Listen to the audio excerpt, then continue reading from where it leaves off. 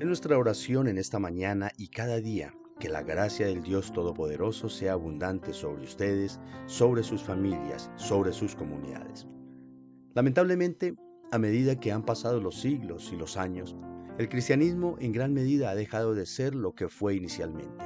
Ha abandonado la esencia con la que Jesús fundó la iglesia.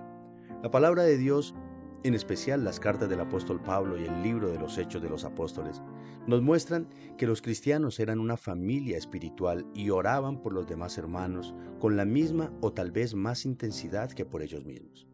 Y este precisamente es uno de esos cambios lamentables que ha experimentado la iglesia. Pasamos de ser una familia espiritual a ser individuos espirituales. Y ese individualismo se refleja aún en las oraciones de muchos creyentes. Porque, sin ser conscientes, dejamos de orar por los perdidos y por el evangelismo para centrar nuestras oraciones exclusivamente en nosotros mismos y nuestras propias necesidades. Yo te pregunto, ¿por qué o por quién es por lo que más oras tú? En el pasaje de nuestro devocional de hoy, el apóstol Pablo nos recuerda el deber que tenemos de orar unos por otros y sobre todo orar por el evangelismo.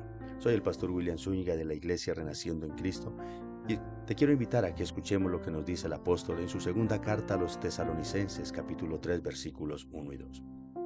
Finalmente, hermanos, oren por nosotros, para que la palabra del Señor se extienda rápidamente y sea glorificada, así como sucedió también con ustedes. Oren también para que seamos librados de hombres perversos y malos, porque no todos tienen fe. En los versículos previos, Pablo acaba de dar gracias a Dios y orar por sus lectores. Ahora, acercándose al final de su carta, les pide que ellos también oren por él y los que lo acompañan en el evangelismo. El anhelo del apóstol es que la palabra de Dios llegue a cada rincón de toda la región, que cada persona de Asia Menor y del mundo conocido escuche el Evangelio. Y lo más importante, que al escuchar el Evangelio, esta palabra de Dios se glorifique en la vida de los que la escuchan, es decir, que produzca efecto en sus vidas, tal como lo hizo con los mismos tesalonicenses. Para Pablo, este motivo de oración es fundamental.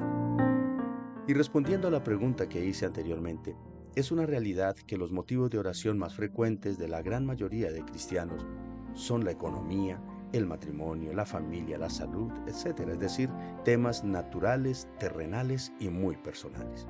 Sin embargo, los motivos de oración más bíblicos son espirituales, como los que nos está mostrando Pablo: la santidad, la paz de Cristo, fidelidad a la palabra de Dios, el conocimiento de Dios, etc.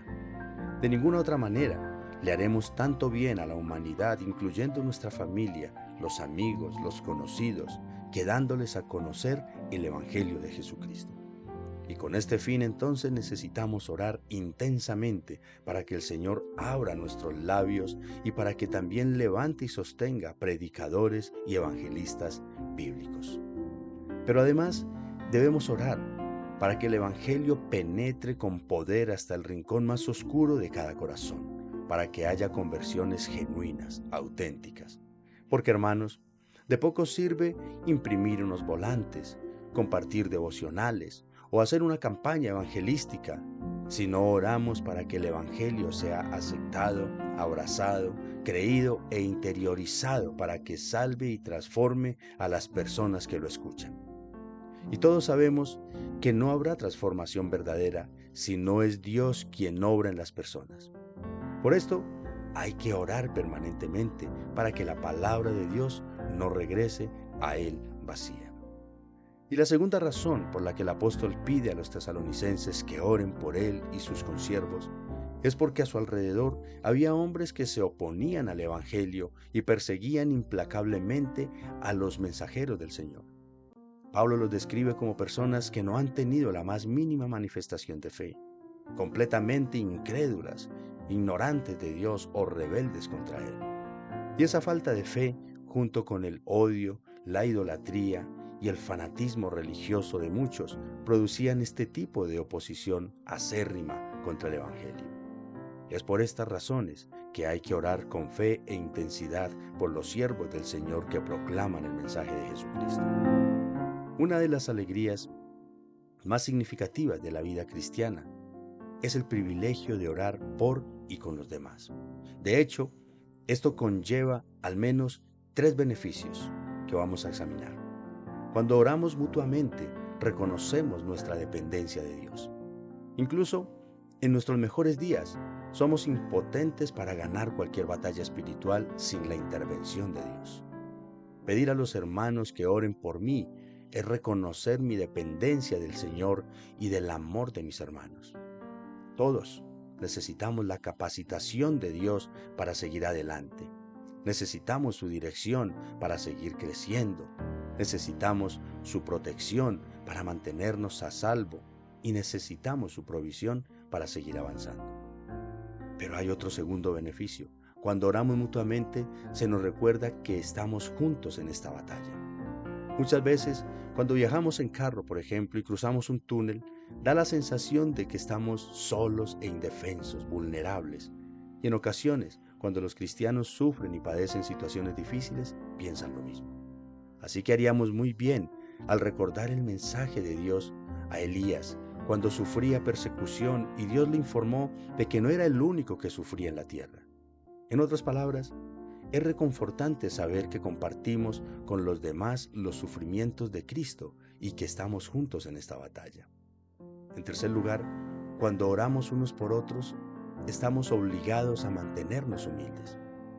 Al igual que en Tesalónica, desde los hermanos menos conocidos de la congregación hasta el ilustre apóstol Pablo, necesitaban la oración de los demás.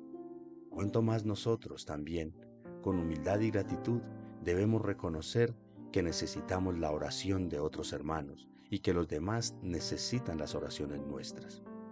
De modo, mis amados hermanos y oyentes, es necesario que entendamos que tus pastores, tus hermanos en la fe y todos los perdidos que hay a tu alrededor necesitan tus oraciones, tanto como tú necesitas las de ellos también. Así que todos estamos en el deber de orar unos por otros y por el evangelismo también, disponiéndonos nosotros mismos para llevar ese mensaje de salvación.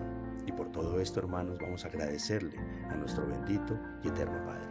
Amantísimo Señor, Dios Todopoderoso, Rey soberano y eterno, en el nombre de Jesús te damos infinitas gracias por tu asistencia cada día y por tu poderosa palabra que alimenta y sostiene.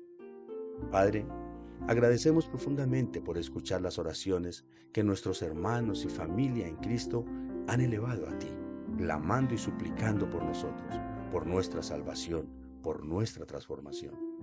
Pero también te rogamos que escuches las súplicas que nosotros presentamos ante ti por la salvación y liberación de otras personas, de la familia, allegados y conocidos. Ayúdanos, Padre bueno, a cumplir con nuestro deber de orar unos por otros y sobre todo por el evangelismo y la salvación de los perdidos. Gracias, Señor. Gracias, bendito Rey, por escucharnos. En el nombre de Jesús. Amén y amén. Apreciado hermano, que al escuchar esta palabra traigas a tu mente a aquellas personas que están perdidas en sus pecados y que anhelas que fuesen salvas por Jesucristo, y ponlos ahí en oración y compárteles el Evangelio. E igualmente, ora por los siervos del Señor que predican la bendita palabra del Señor, que se desplazan para llevar las buenas nuevas de salvación, que en tu congregación, que en las calles de la ciudad, hacen la buena tarea que el Señor les ha encomendado con temor y temblor ante Dios. Apreciado hermano, medita en esta palabra y oremos sin cesar por el evangelismo y por todos los necesitados. Dios te bendiga. Te espero mañana.